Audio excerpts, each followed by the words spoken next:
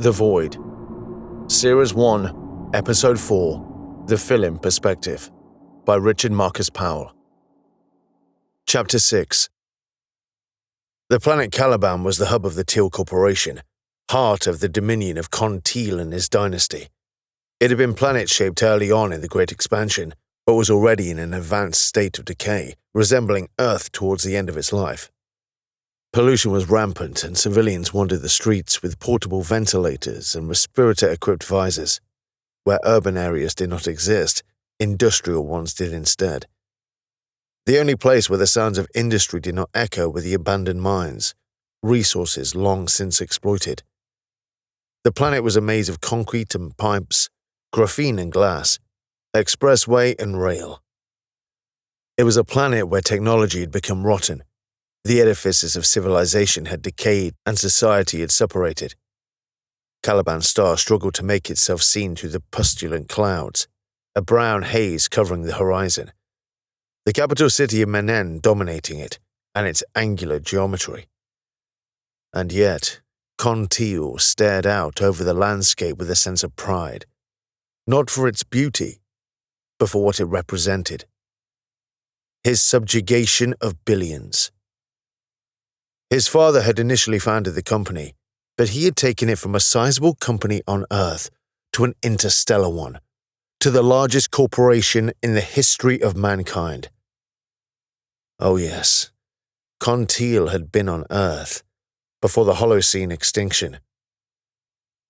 From his private office, he could stare out over the city in 3 separate directions, massive broad windows giving him the best view of the open wound that was Millennia. The office itself was decorated in bronze and wood, an aesthetic that pleased him.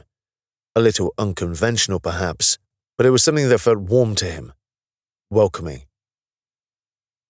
He turned to the other person in the room and stared at him. Legat Chandra was an old man, but keen of wit. Indeed, it was a sign of his intellect that he'd managed to become an old man whilst being one of his advisors. Conn had a high bar for his advisors, and they frequently failed to clear it. Sir, if I may interrupt your reverie, I have 2 points of business to clear up. What are they, Legat? The first concerns Governor Patain. Which planet are they responsible for?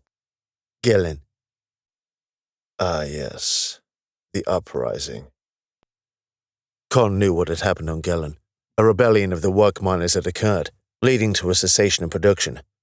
He had to quell the riot by sending in the militia and restart production through force. Yes, sir. The governor is awaiting sentence. What was the standard punishment for failed governors again? That would be the... Ah, yes. Cruel but necessary, Conn expressed. I'd rather not order such casual brutality, Legat, but order must be maintained. Make it happen. Indeed, sir. No clemency for Governor Patain, then? None. They are aware of what happens when they fail. Should I fail to ensure it, then they will become complacent, and then discipline starts to break down, Conn explained.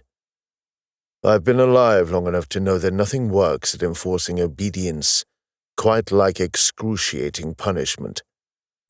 It's pragmatic, if nothing else. Exactly, Legat. Conn agreed. I used to be quite merciful in my youth. Terrible mistake. Nobody does what is expected of them. We had some success with psychology, but nothing works quite like the old classics. I shall arrange it then. Will you be attending, sir? No, I don't think so, Conn decided. Should I be present, it might infer that the incident was of greater importance than it was.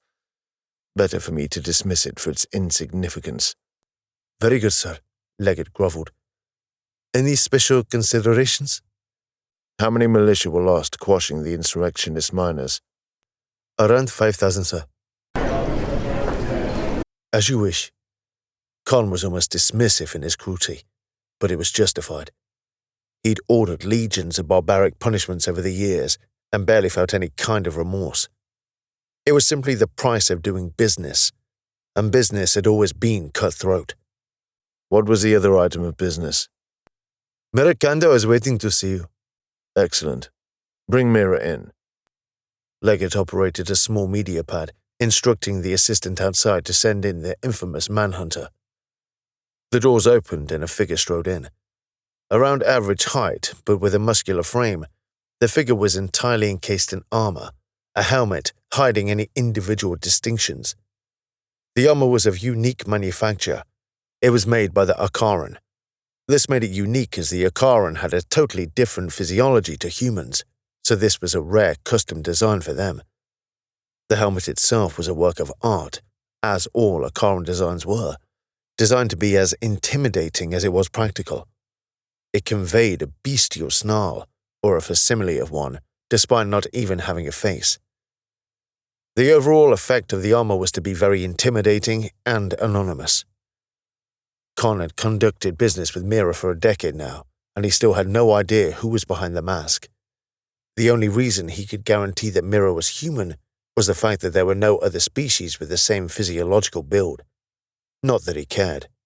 Mira was a ruthless and determined individual with an impressive success rate. Not perfect, but high enough that it put everyone else in the shade. So impressive was Mira's track record that Conn deigned to meet with them personally. Conn? Mira. The greeting was terse and lacking in any geniality, but these were established business partners, not friends. You wanted to see me? I did. I have to express a small amount of disappointment in you, Mira. Scan. Yes, Scan. Conn nodded. You failed me there. Had it been anyone else, I would have been very disappointed. But Scan was, the star pupil of our covert operations. He is slippery. He played his hand well, Mira answered. As soon as the dreadnought appeared, it was over. He should never have been able to get into Republic space, Conn determined. Not my concern. Mira responded. Intelligence was poor. Nonetheless, I do feel like restitution is owed for this rare failure, Conn argued. I have a little task in mind. No capture this time. Just... The target is different to what you'd normally expect. Who's the target? A Colombian diplomat by the name of Brother Key, Conn revealed. His death will ruffle a few feathers as the Colombian are well liked by the xeno community. A target's a target, Mira stated. But the risk does entail an extra 15% on top of the offer for Scan. I don't care if you feel you are owed restitution. I work for currency. You will do it then? Providing you pay me, yes. Conn assessed Mira quietly. The mercenary's tone was a little insubordinate and not something he usually tolerated, but to react to this would be a waste of a good resource.